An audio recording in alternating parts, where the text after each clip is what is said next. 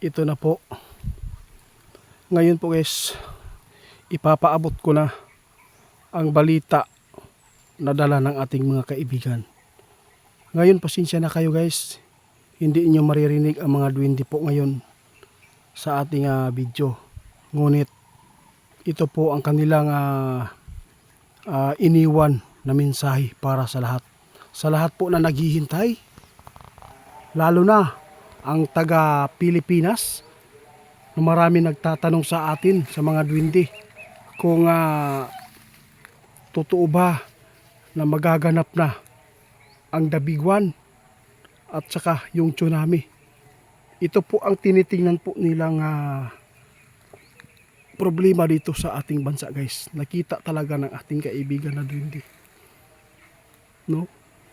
Di ba ipinapaabot po nila ang kalikasan, maniningil, sobra. Grabe guys, ibinabalik na po ng kalikasan ang ginawa sa tao. Sa lahat po na makapanood, sinabi ng ating kaibigan, hindi na magtatagal, magkakaroon ng maitala na naman na tsunami. Tiningnan po nila guys, ang nakita po nila dito guys, Japan. Ang Japan po ang pinakasentro po ng tsunami ngayon. Sa lahat po ng mga Pilipino, na mga kababayan natin, mag-ingat po kayo. Manalangin tayo na sana ilikay mo sa mga disgrasya diya o kalamidad na dili unta mo maapil, labi na itong mga taong mga buutan. Kaibigan, salamat po kaibigan. Kahit wala si kaibigan guys, lagi kong tinatawag din po dito na pinapasalamatan natin. Kaya sa lahat po ng makapunood sa atin, tandaan niyo ang sinabi po, yung habili ni kaibigan ngayon. Nakikita nila sa kanilang kaharian ang lugar ng Pilipinas. Isa din po itong gugunawin po ang mga malalapit sa dagat. Gugunawin. Pag sinabi gugunawin guys, mawawala yan na lugar. Ayaw ko ng pangalanan. Sinabi na po ng ating kaibigan noon kung ano po mga lugar na dapat po alisan.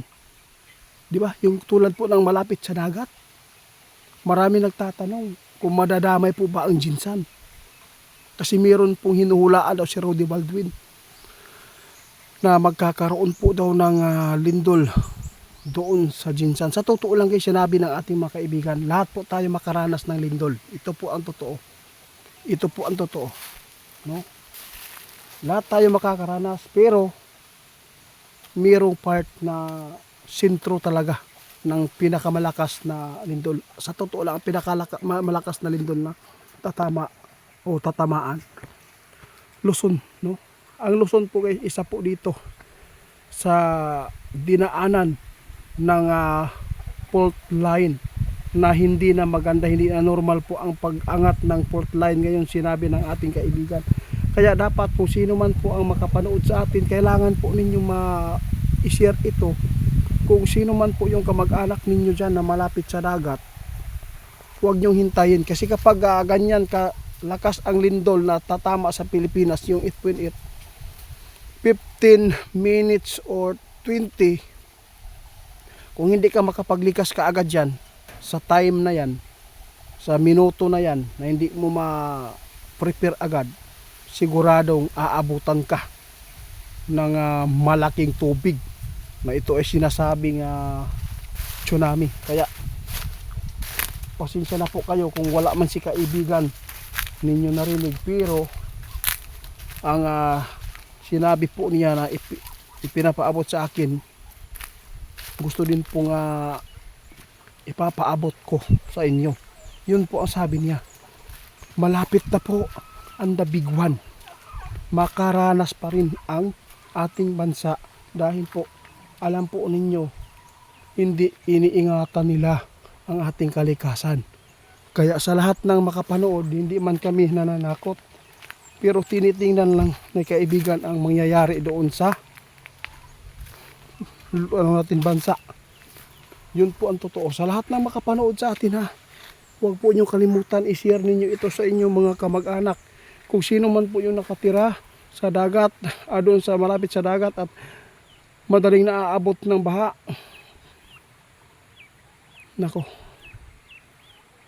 sinabi ko na po noon. Sa totoo lang guys, mayroon susunod na lindol. Ang Pilipinas makaranas ng malakas din na lindol, pero hindi naman po aabot ng 7. Ha? Yun po, tandaan niyo. Sinabi po ng ating kaibigan noon, pag mayroon po talagang mga lindol na magkakaroon ng lindol na 8.8 sa ibang bansa. Sinabi po ng ating kaibigan, nahulaan talaga. Tumpak. Ngayon, ang ikinabahala ng ating kaibigan, hindi maganda yung paggalaw doon sa sa Rusya, yung paggalaw ng lupa, no? Dagat. Apektuhan tayo. Kaya mag-ingat kayo sa susunod na tatamaan nito. Meron pang susunod dito guys, meron pa. Kaya sana po ay mapakinggan po ninyo itong ipinapaabot ng ating kaibigan kanina.